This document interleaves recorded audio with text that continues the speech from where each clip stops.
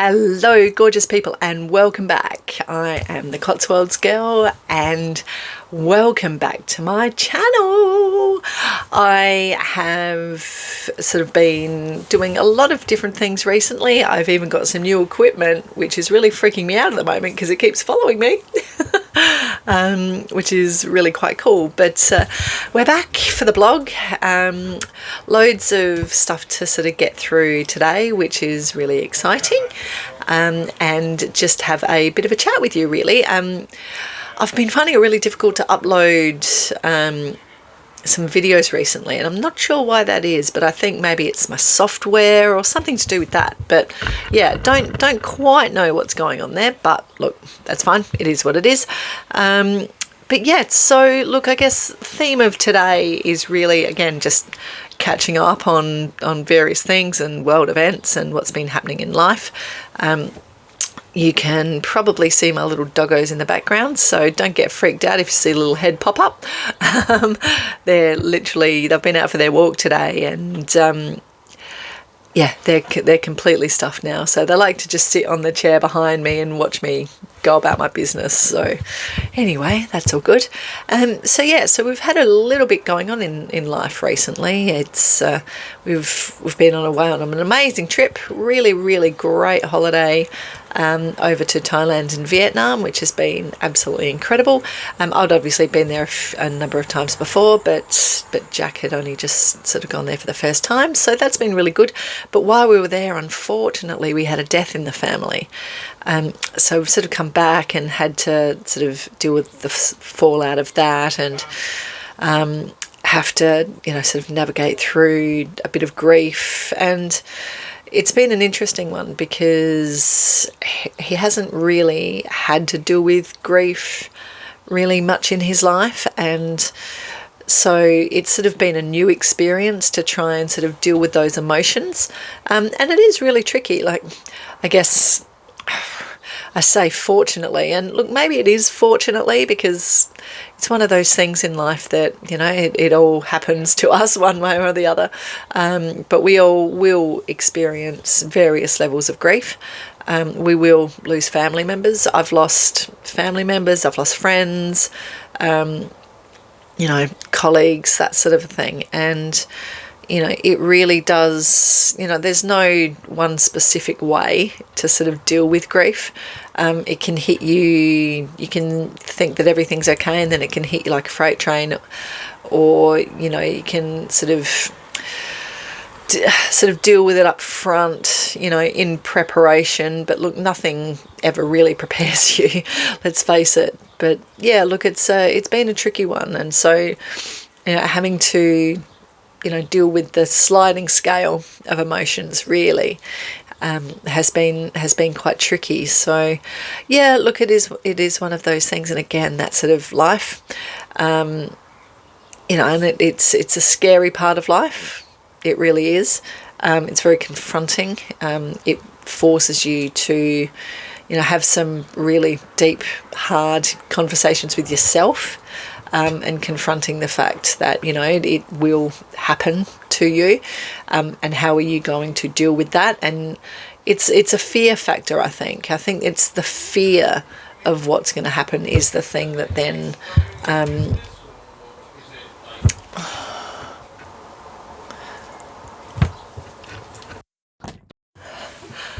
Sorry about that minor interruption. As I was saying, grief is one of those things that, you just can never know. You can never plan for it. You can never know how you're going to react when it all happens. And so to try and sort of navigate that when, I guess, it's something new is quite difficult. So yeah, we've had a bit of a difficult week.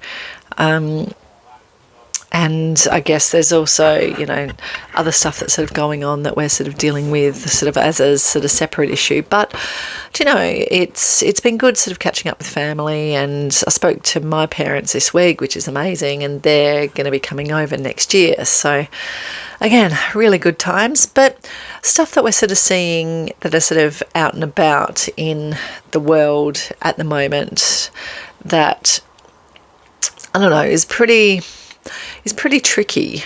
And it's a really tough topic to cover because in some respects it's very much, it's in a lot of areas it's a very taboo sort of subject, and it's something that there's a lot of fear out in society at the moment, talking about various different things. There's a fear of speaking up. There's a fear of being called terrible names. And there's a fear that if we don't do something, if we don't speak up, and that if we accept that our freedoms of speech and our thoughts, our thought processes are being not streamlined, but are being railroaded in some regards, then as a society we're doomed. And the problem that a lot of free-thinking people are seeing at the moment is that a lot of what's happening in society is being dictated to us by people in power, and we're not given a say about it. The thing that I love about Australia is that any sort of major decision to either change laws or change, freedoms of speech, or change, stuff that's fundamentally in, the Constitution, whether you've got a constitution or whatnot, is always voted on by a referendum. The same here in the UK as Brexit, for example, that was voted on. But a lot of the measures and a lot of things that are going through Parliament at the moment, they're impacting freedoms of speech. They're impacting our ability to be able to be a free-thinking society, and we're not getting the vote to be able to have our say on it. They're just being put through Parliament under one guise or another, and then we're being dictated to as to what it will be, and that is it. And to be perfectly honest, people are getting the absolute hump with it, and I am as well, because at the end of the day, we've been raised to be independent, free-thinking people, which is what makes our society a fantastic society. And yet when these things are taken away from us, we then, what distinguishes us then from the animal kingdom? In all honesty, if we're just going to be told what to do and where to sit and, what we can say, what we can't say, when we can eat, what we can eat, what distinguishes us any more than the pets that we have? Really? It just, if we're not allowed to communicate and we're not allowed to have a voice of our own and we don't have the ability to speak up, what's the difference? And that's the scary thing. And I didn't want this video to go to, into sort of deep territory, but I don't know, I feel like I want to be able to say and have a say, but I also feel that I can't have a say. It'll be interesting to know what people watching this feel like. It's all very well to be able to, yes, I'm all for putting safeguards in place for, internet and all of that sort of stuff, but not at the expense of our freedoms and our liberties. It's a very, very fine line, but it's also a very, very slippery slope. But look, that's just my 2 cents worth anyway. I have been watching a little bit of Ascot this week, loving watching all the outfits. I've got a question. Why are the media, like a week or 2 weeks after Peter Phillips and Harriet got married, which was literally up around the corner from where I live actually, it was fantastic. Why are the media immediately calling her Harriet Phillips? And yet, what are we? We're in 2026 now, 15 years down the line after William and Catherine got married, are they still calling her Kate Middleton? Like, is that not hypocrisy at its finest? Like, what's the difference? show some respect. It just, the mind boggles. But yet, it's Harriet Phillips, but yet it's still Kate Middleton.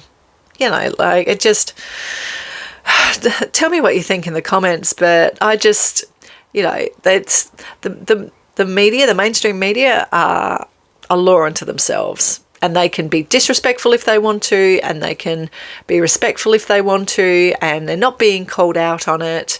But, I have no sympathy for them when William and Catherine or any of the royal family don't want to engage. Simple. Anyway, that's my little rant on that. But yes, I do love Ascot, and I was saying to a few clients this week that I'm hopefully we're going to go to the Cheltenham Festival early next year, so that should be quite good. One thing that I have been going on to a couple of topics that I've covered previously in this blog, and one of which was my IVF journey. But also in my last video, I had a bit of a discussion in and around my just the way that relationships change when you go through these things and you make the decision to be child-free, and how people start relating to you differently and making assumptions about you that are sometimes completely unfounded, but they make the assumptions. And there was one interesting thing that came up this week for me, and that was that we've got some close friends who are very, very pregnant. Literally in the next couple of months, it's going to pop, which we're really, really excited about. And they were going through the IVF journey at the same time as us. So we were back and forth talking about all the journeys and excited for one another, and, riding the bumps right through the journey. And it sort of got to a point after we'd sort of stopped trying on the IVF and all of that, but they'd sort of kept going, and they ended up getting pregnant, which was amazing. It was so, so good. We were so excited.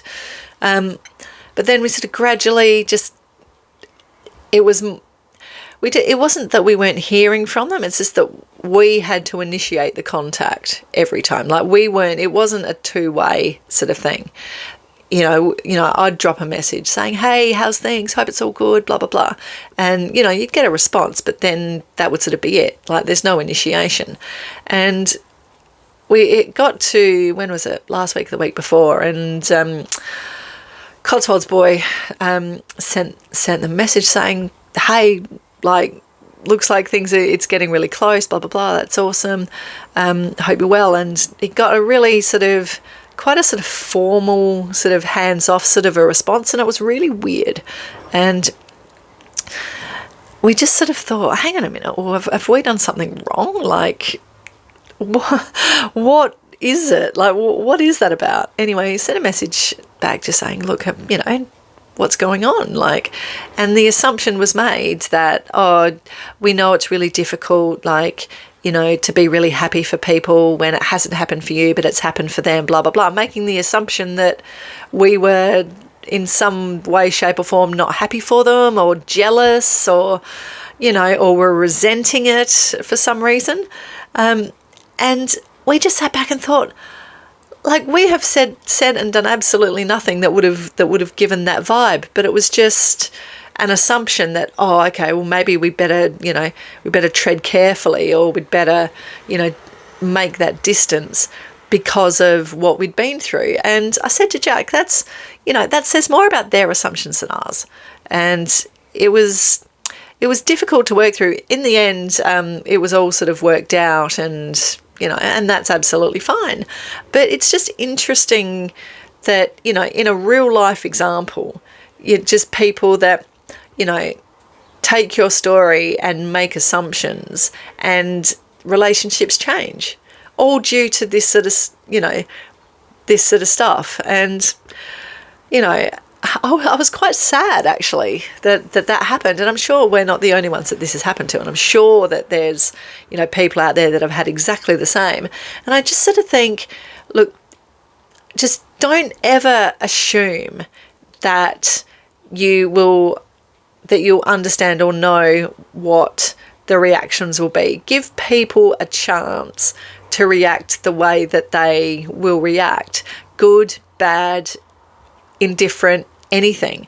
But you just don't make the assumption, and don't cut ties or not speak to people because you're assuming that this is what they're going to be feeling or saying or whatever. Just please don't do that, because it's heartbreaking, because you feel like because of that assumption, you've missed out on a whole lot of stuff, and you've missed out on being really joyful. And so all I would say is that, anyone that's in that situation, please sort of think about it, because it's not always what you would think. So that's just a quick little message just on that. Taking that and running with the theme a little bit further is that I am writing a book. So my book is going to be along this sort of theme in terms of, relating my experience. And I'm thinking that a lot of my experiences are quite relatable, and drawing from that into how I want to live my life, and, be really sort of life affirming and positive choice affirming. So I'm going to be writing that. It's currently in process, in draft form. So I'm hoping that it will be published and released by hopefully early September. And the aim of it is the same as this channel and same as the blog. If I can reach just one person that's going through something similar to what I've been through, and it helps in some way gain clarity or some perspective, or even just help them through a tough time that they just don't know how they're going to see the light at the end of the tunnel for, then it's done its job. And I've put that out into the world to be a really happy thing and a really positive thing, because again, I went through a lot of stuff without having a lot of resources to be able to draw on, or feeling very alone.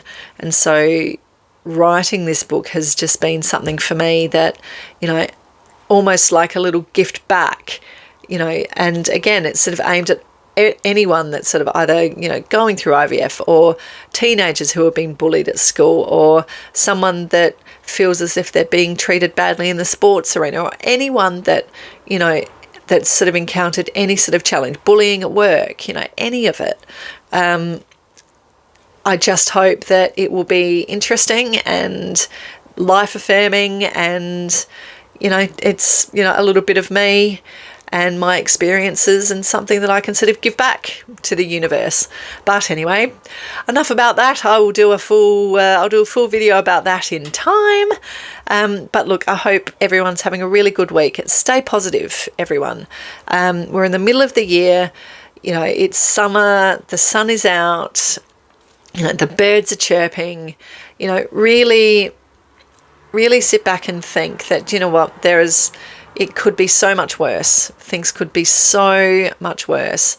You've got to be positive. You've got to be intentional. Literally every day is a gift that you've been given. The air that you breathe is a gift. The water that you drink is an absolute gift. Don't waste it. Just do something, even a little thing that's a little bit positive. Go out and stand barefoot on your lawn and feel the grass between your toes. It's, life will give back what you're prepared to put into it. Anyway, that's it for today. I have a really good rest of the week. Tomorrow is my birthday. Not that I really celebrate birthdays, but it is what it is. So I probably won't do a video tomorrow, but I'll probably do another one on the weekend. So anyway, have a great one, and I will see you soon.